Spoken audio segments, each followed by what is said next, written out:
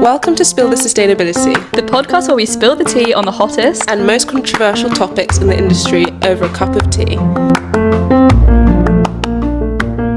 Are your favourite sustainable brands actually unethical? Da, da, da, da. Da, da, da, da. I think it's a really good question, and one that's hard to actually answer and hard to talk about. Yeah, I think because especially we talk so much about, you know, brands doing better and supporting those businesses that are doing better for people and planet, but I think people get forgotten often. Actually, before we get into it, sidetrack. Yeah, what are you drinking? Duh, we all know what I'm drinking. I'm obviously drinking a coffee. What are you drinking? I'm actually drinking like the dregs of a glass of water. Do you want to get some water? You committed that. We basically had a whole microphone situation, and Rhodey for the last 40 minutes could have got some water and hasn't. Yeah, so now I'll just be dehydrated. Oh, that's so fine. It's fine. Yeah, but it's actually quite nice to be drinking water. Sometimes I enjoy the feeling of being a bit tired, and today I'm like allowing myself to like sit in the tiredness rather than have a matcha. And just hydrate. Yeah, exactly. So you just came back from Paris. I did. It was really nice. It was raining the whole time I was there, which is really annoying. Okay, one question. In the last episode, I said you're going to spend loads of money because Oriana's going to take you vintage shopping. Can we know if you spent loads of money? I didn't spend loads of money because Oriana's like a wizard of charity in secondhand shops. She's insane, guys. She's like insane. Guys. So there wasn't much opportunity for me to spend a lot of money because all the places she took me were so cheap. But I did buy a new pair of shoes because your ballet flats that you've been talking about. Yeah.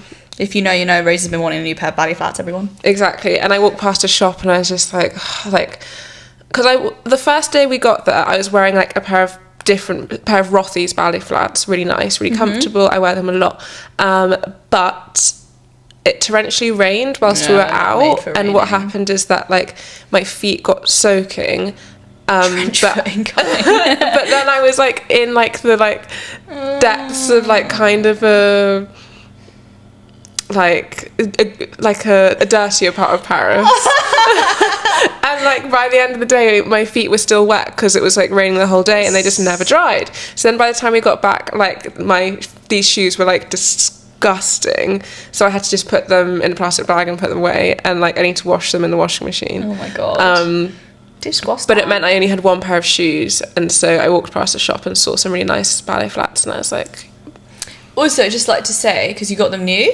Yeah, I did. I think the one thing when it comes to sustainability, we talk about secondhand so much, but there are some things that I think make sense to buy new. For example, Rosie wears the same pair of secondhand Clark's ballet flats and has done for the last like 3 years I've known her, but they are dying, and they've been to the cobbler many times, and actually you buying a replacement pair new, if you're going to wear them for that long, I think is a sustainable option. Yeah, my old pair, like I wore them, like I got them fixed at the cobbler's twice, and then by the end like the leather was just like falling apart basically.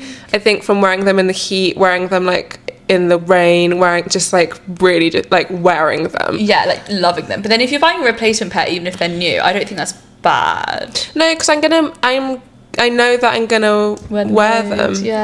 And they're really comfortable. I really like them, and for me it's like buying a pair of like Vans. Was that the true? I don't know what.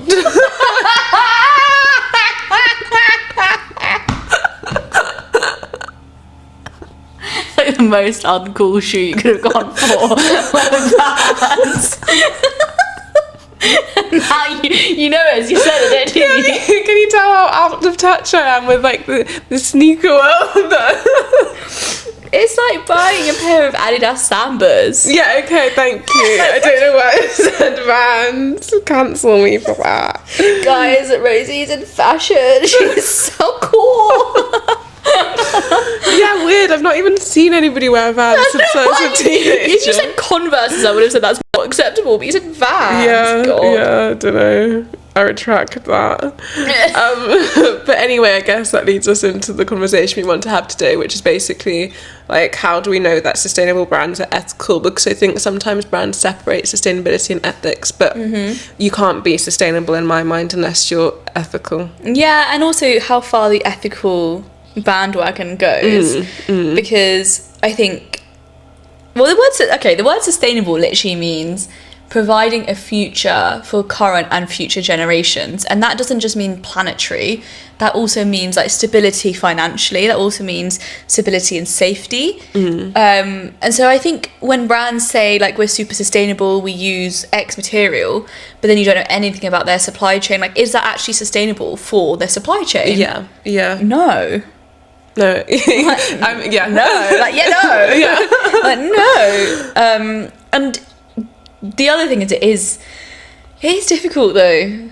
And I think in my mind it takes us back to the fashion transparency index, which is that like a lot of fast fashion brands might be more transparent. Yeah, and yes, that doesn't mean that they're like good companies, but like it's nice to at least know what's going on. I think with a lot of like sustainable brands, they might not necessarily be, do you think, 100% transparent in terms of like the people side of things. Like at least with like Pretty Little Thing, you know they're treating the people like shit. Like whereas with like some sustainable brands, I think it's like you don't quite like, you know, they're doing the work on this side, but you don't necessarily know the work they're doing on that side. It's really interesting because I do feel like a lot of brands say like we care about our like factories and then like a full stop and that's it, but then it's also actually creating an ethical supply chain. But it goes beyond that, because I think a lot of brands do have, like a lot of sustainable brands have fantastic supply chains, all of that kind of thing. I think it's often this side of the pond that gets forgotten about. Okay, so can we I've been approached by a lot of different sustainable and ethical brands to work with them, and I love a small business. I obviously love sustainable and ethical brands, but there has been times where I've been asked to promote a product for free, multiple pieces of content for an item value of like 50 quid. And to be fair, this isn't actually just sustainable brands, this is just all brands. Yeah, this is like, and it's really heartbreaking. It's actually almost more heartbreaking when it's a sustainable and ethical brand, because you know they're paying their garment workers a living wage, but giving me an item is not going to pay for my bills. And it's difficult because it's like a lot of these brands don't have the budget to be able to like necessarily pay well, and you want to support them and you want to see them succeed and make enough money so that they can pay you well. So it's really difficult to like to justify it in a way. Yeah, what would you do in that scenario? I think it depends on the brand. Yeah. And how much like I actually really love them. I mean, I generally don't think I've really ever worked with a brand before that I like don't actually like. I think that's just, why would I bother? But I think when it comes to like not being paid for something, as you said, it's like if it doesn't pay your bills, it's difficult, right? I find it so tricky. What I do is I'll say to like the brand, happy to obviously, like I only receive gifting from brands I know I actually use and wear and like, because otherwise that's so wasteful. And also like it is expensive for brands to send influencers stuff, so you have to be mindful. But I always will say to a brand like, yeah, you can send me something, I love the product, whatever, but I can't guarantee content or specific content for you because just of the time and effort involved in creating content, and obviously it doesn't like it's not a wage. And I think it comes up naturally when you really love a brand. Like for example, last episode we mentioned those amazing silk scarves, and I think there's other brands that we often mention because we just like actually really love them. We actually need to choose some scarves. I know. I'm very excited about that. So excited. We'll do a reveal when we get them. we get them. I'll probably be wearing mine in my hair. I feel like I always do. Yeah, and I'll probably have mine, I don't know where, as a top. Yeah, ooh, cute. Yeah, but I just think it's difficult with, I don't, it's an uncomfortable topic for me because I think, and probably the same for you. Yeah. Because this is annoying me, sorry. Because I love and I think it's really important to support sustainable brands, small businesses, things like that. But then I think, and I see it a lot on Threads, TikTok, all of that, a lot of people we even know complaining about the expectation to just like post for free. Ethical, sustainable brands' profit margins are significantly smaller, so the amount of money that goes into sending a product to a creator is more. and they're obviously losing money. And if they're a small business, they might not even be breaking even, or they are just breaking even. Yeah, just literally making enough money to like survive, but not to grow. Yeah, like they might not be like super profitable as of yet. And it is really, really tricky. And I think as a creator, we have to be mindful of like what that's like to run a brand and the costs involved, but also have to be mindful of like looking after yourself and like not undervaluing yourself for loads and loads of pieces of content. So like what I often do is I might wear an item of clothing organically and like tag the brand if I've been gifted it, but I won't accept the gift unless it's something I actually will wear. Yeah, I think it's also, we've been seeing so many brands shutting down that I really love. I know, it's so sad. And it's really sad. And I guess that kind of, unfortunately, in today's day and age, unless you've got like a very strong digital presence, it's just hard to make money. Yeah, or like financial backing. Yeah, and so I understand reaching out and just being like, help. Yeah. But it just, it's tricky. And it's not just that. I think the influencer exchange is one part of it, but I think there's other parts that I think people forget about, like in bigger companies, things like, I don't know what just it's being treated meanly. Yeah, treating your employees well. Nicely. And I think like creating a comfortable environment. What Grace Beverly? No, there was a big scandal, Matilda Juff. Oh. And I think that's a good example of this, actually, which is that she's, as far as I'm aware, like claims a sustainable brand. Not going to get into the ins and outs of whether it is or isn't, but whether it's being like sourced ethically, separate thing, but her employees were having an awful time.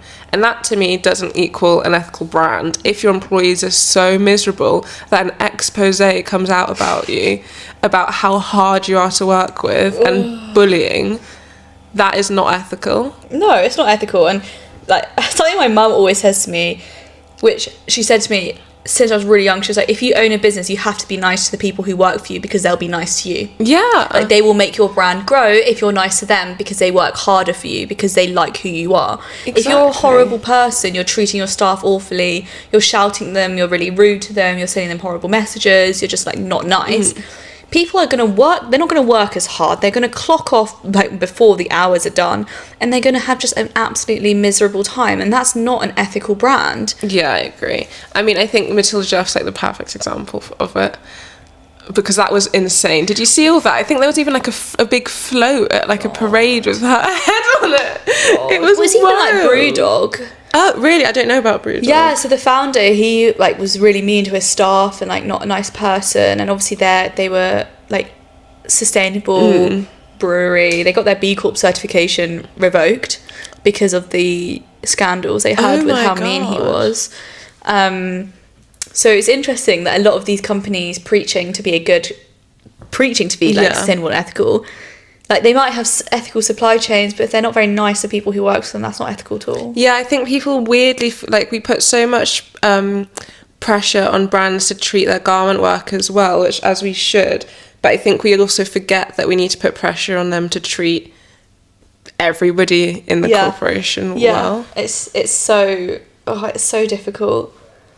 It's also difficult because running a business and making money is tough. Yeah. So it's like, by the way, I'm not saying this is acceptable to do that, but I mean, I guess when people are under pressure, they often aren't as nice because they're under pressure and they feel like financial responsibility. Yeah. And if business isn't going as planned, you know, stress makes people pretty nasty. Yeah. I mean, I'm not saying that's an excuse to be a horrible, nasty person. Absolutely not. But it's a real shame, actually. And when I see stuff like that, I'm like, oh, that's just really unfortunate, because you think a brand is doing, like, breaking waves and doing something really interesting, and then they're not. Yeah. I think it's an important aspect of it when we talk about sustainability and ethics to put, like, those rules on all aspects of a business. Yeah, I agree.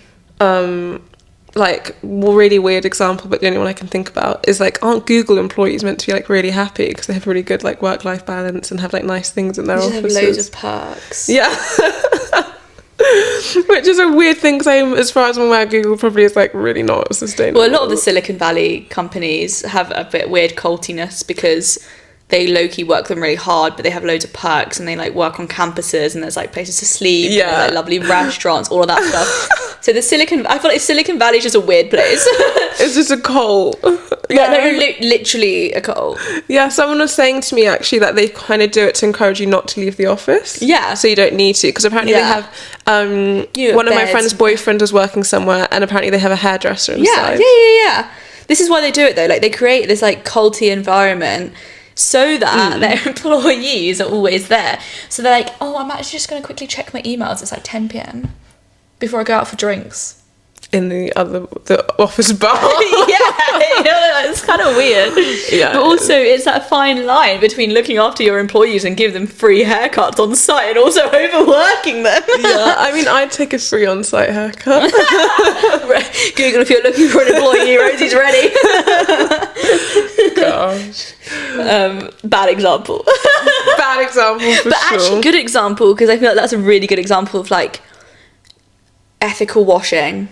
I don't know if that's the right word, but like saying you have loads of perks, saying you look after your employees, and you do, but what's the motive for looking after your employees? So well. Yeah, like why are you giving them the free haircuts? Why have I got a beautiful dinner? Your employees. Yeah, literally, like that's also slightly sus. Yeah, I agree. God, I think it's one of those things. I don't know what I'd do if I feel like I'd be a really nice boss.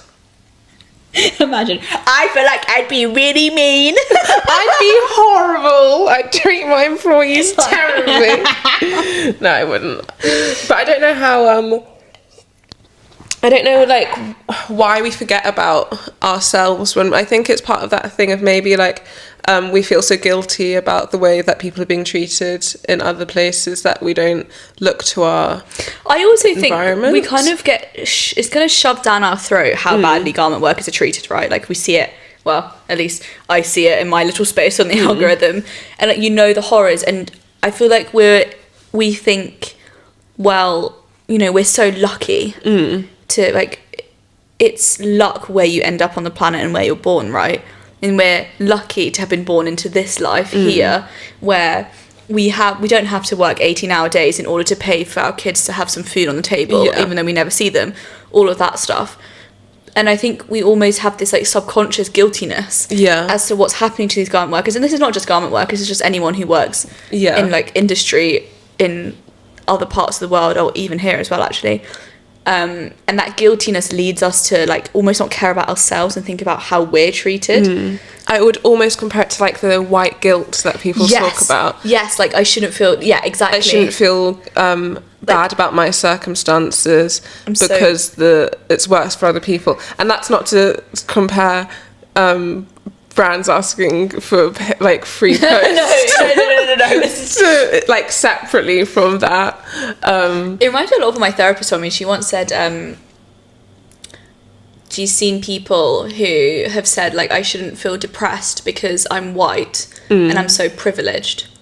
You can't help if you're depressed. You don't like you can't compare. I mean, you can compare situations to a certain extent, but like there's no value in it. If you feel like shit, then you feel like shit. Yeah, exactly. It doesn't matter. And I think that's probably where we've lost that disconnect with the garment workers and stuff, is that they're having a shit time, but ultimately we feel that our time is less shit, so therefore we shouldn't feel like shit. No, I agree. I think it's also just like ignoring things. Like I feel like if we My butt was on show. I think if we were more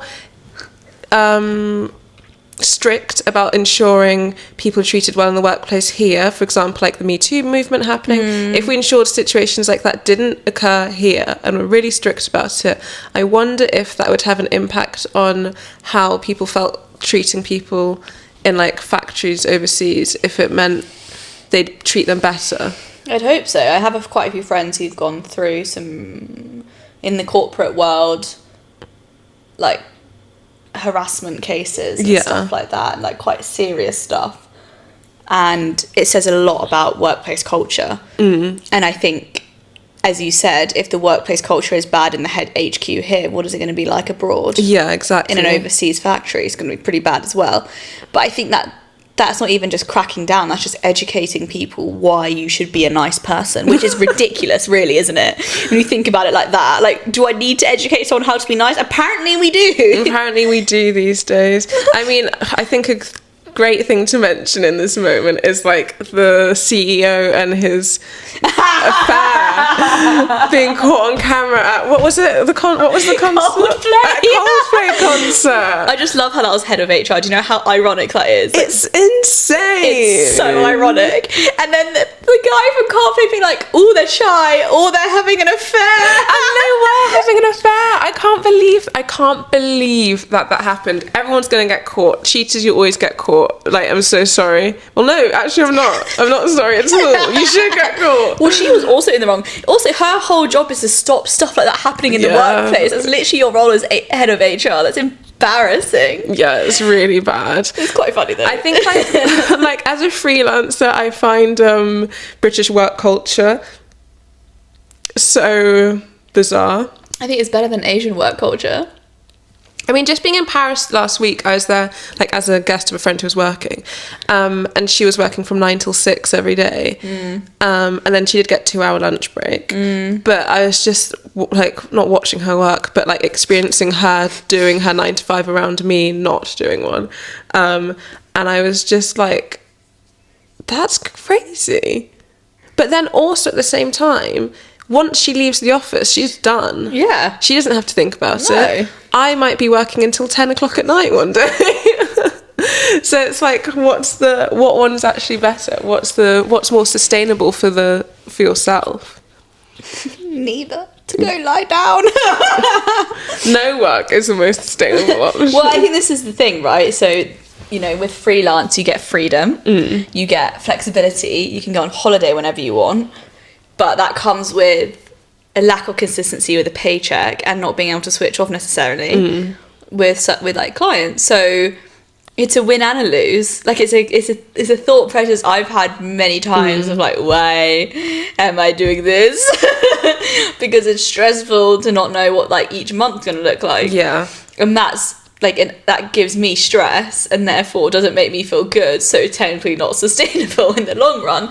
But then the flip side of that is working for an employee, having that 9 to 5, not having the freedom, not being able to go away whenever I want to, or if I want to go get my hair cut at the Google free haircut place, I have to take time out of work for that, although not if I worked at Google. I guess it depends what you value.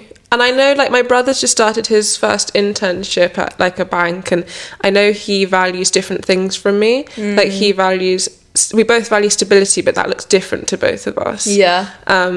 And, like, he was saying to me, you'd be a great fit for HR, Rosie. Do you want me to suggest you? I think he was like, you'd just be thriving in the office doing HR. And I was like, I could see you in HR. What?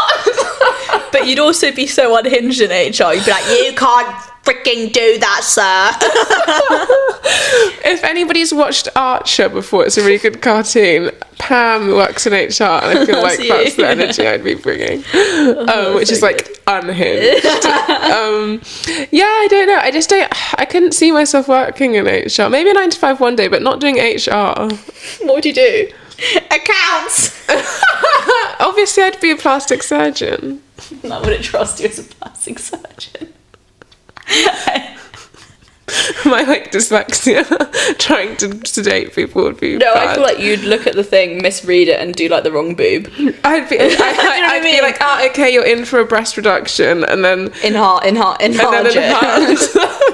And then they come up being like, my back hurts more. Like, oh, I thought I asked for a reduction, why have I got like an F now? Oh god. Well, I used to want to work for Shell, so take that as you wanted to work for Shell. That's crazy. Yeah, when I was doing my A-levels, I was very money driven, and I really wanted to be an engineer for Shell because of the money, and I also wanted to be an investment banker, which is hilarious. I can see you being an investment banker. Are you joking? I am not strong enough. I would cry.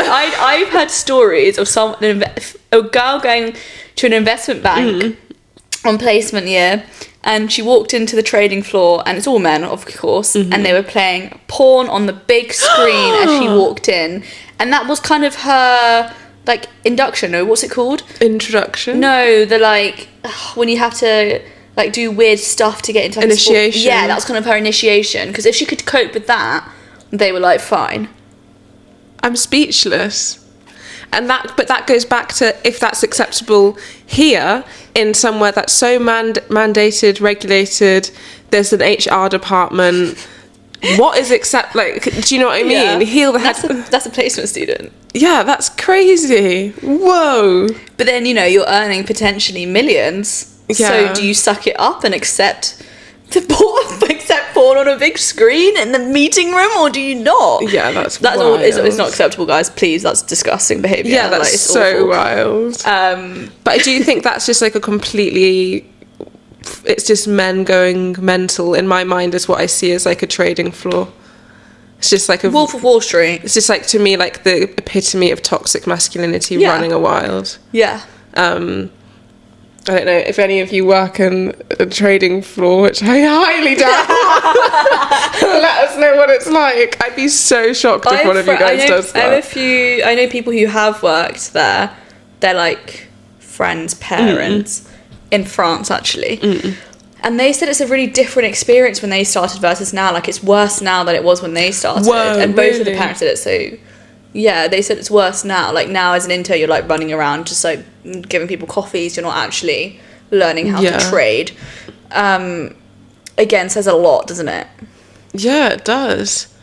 Wow. I feel like there's quite a thing, though, like, in the world, with it becoming very individualistic. Yeah, I think we've lost a massive sense of community, and I really don't like that. And I think that, like, individualism is also what makes people comfortable with, like... Hate and... Yeah, stuff, yeah, and just like mistreating garment workers, things like that. It's like we feel so individualistic that we separate ourselves completely from any negative that happens around us, because we're like... No, I think it's selfish. Yeah. Or ignorance, because it's too scary to open that can of worms when, you know, we do need to open the can of worms. Because it's just going to get a hell of a lot more scary if we don't. Yeah, exactly. Yeah. Trading floor, anyone? You'd be great in HR there. I actually think I'd be better on a trading floor than in HR. Would you survive walking into a room with porn on the big screen with like 50 men running around in suits? Yeah, I think I would. I think I'd actually be fine.